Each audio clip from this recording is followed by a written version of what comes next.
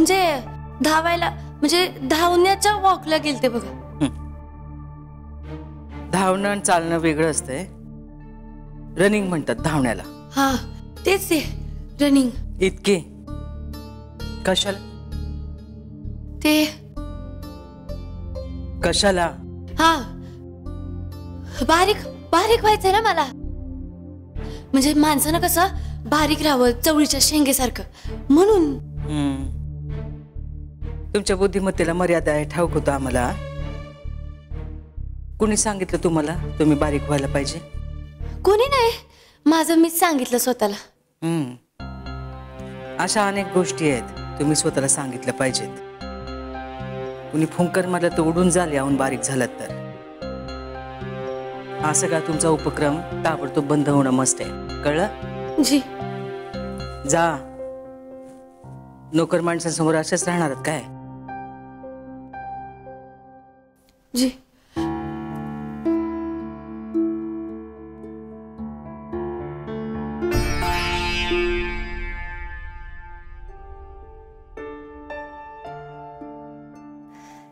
बया, या ट्रेनिंगनी तर नुसतं जीव घेतलाय.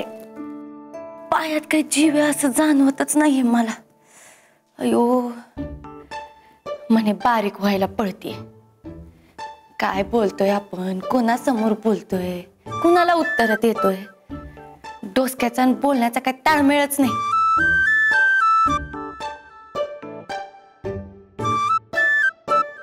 बया, अंग तर अंग, डोकं बी ठणकायला लागले.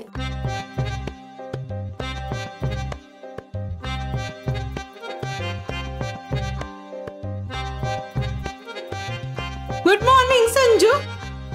काय आज आंघोळ लवकर झाली? हा, त्याला घाम घाम झालता हो, म्हणलं आंघोळ करून बघावं, फ्रेश वाटेल नाही का जरा. घाम आहे घाम?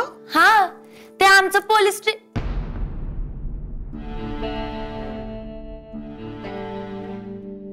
बोल बोल बोल अडकी. ते सांगायचं नाहीये ते सांगून मोकळे हो. संजय, अगं काय सुरू आहे तुझं?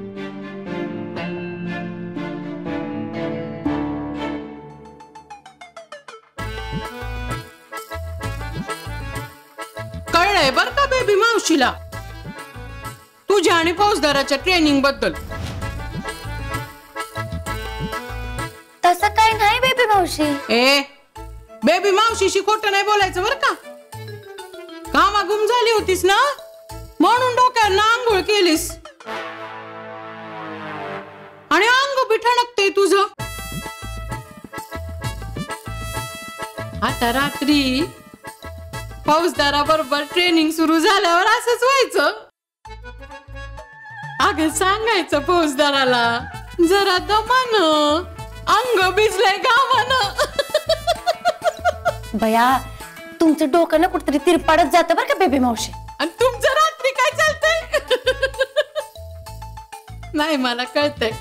आता एवढ्या दिवसांचा बॅकलॉग भरून काढायचा तर रात्र पण अपुरी पडत असेल.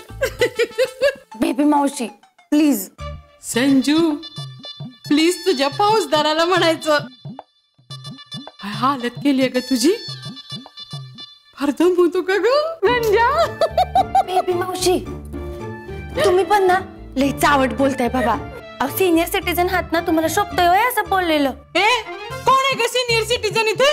का नाही येतोय? माझं वय जरी जास्त असलं ना तरी मन हिरवगार आहे या साडी सारखं.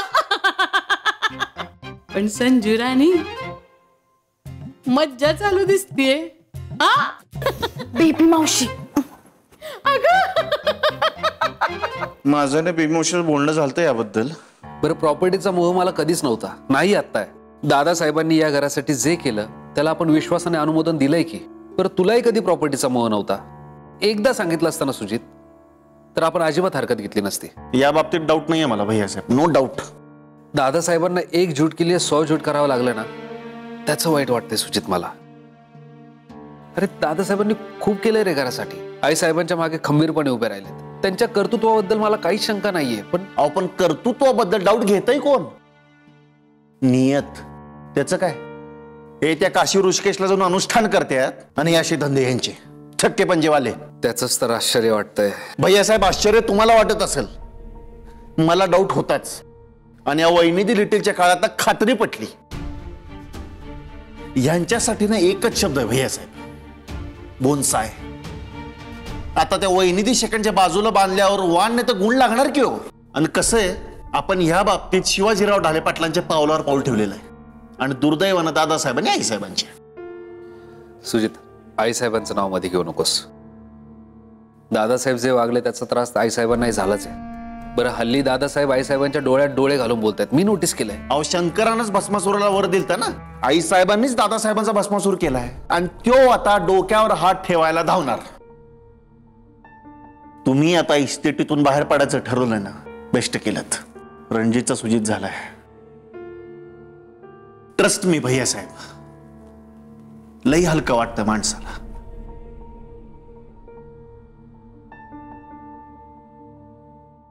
अन्न राहता राहिला प्रश्न ब्रेड अँड बटरचा, तर त्याचा लोड तुम्ही घेऊच नका भैयासाहेब. तुमचा जम बसेपर्यंत मी तुमची मदत करतो. भैयासाहेब, एवढं केलं तुम्ही माझ्यासाठी, आम्हाला पण थोडं काहीतरी करायची संधी द्या.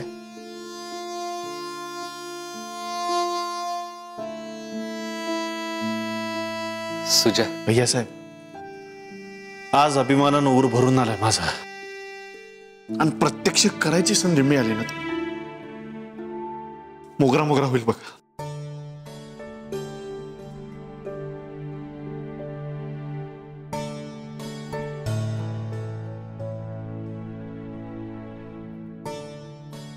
काल परवापर्यंत अंगा खांद्यावर खेळणारा आमचा धाकटा भाऊ आज मोठा झाला.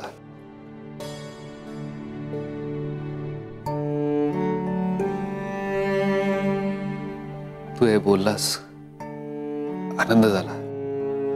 पण सुजित, मला जर मदत लागली तर मी तुला सांगेन. आता नको. पण भैयासाहेब, सुजित, मी तुम्हाला फोर्स नाही करणार. कारण मला माहिती आहे तुम्ही जे काही कराल ना ते स्वतःच्या जीवावर कराल.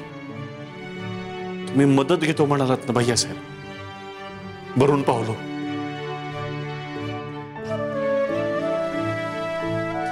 आज मला इंचभर उंच झाल्यासारखं वाटतंय भैयासाहेब. चलो, इसी बात पे मस्त जिलबी हो जाए. काय घेऊन येतो पटकन.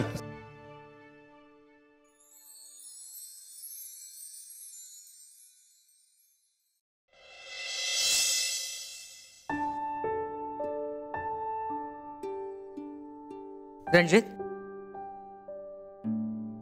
जी आहे साहेब. जरा बोलावं का मी तुमच्याशी? प्लीज.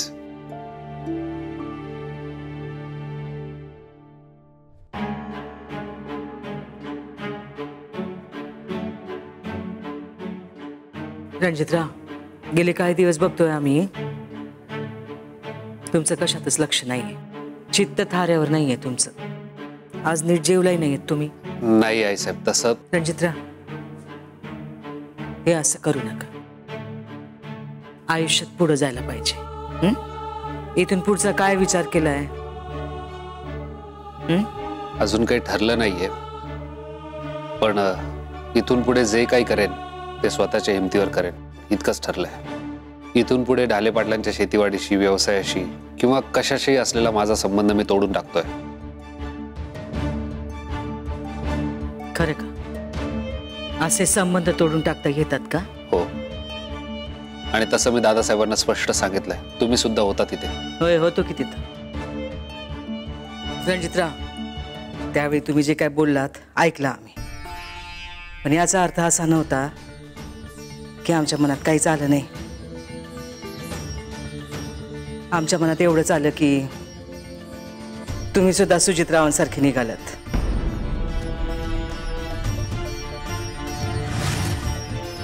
आम्हाला हे अजिबात चालणार नाही रणजित. सुजितराव गेले ते गेले, पण या घरात उरलेल्यांनी एकमेकांशी असा उभा दावा केलेला आम्ही कापून घेणार नाही. ढाले पाटलांचं हे घर आणि हे कुटुंब एकत्र राहणं मस्त आहे.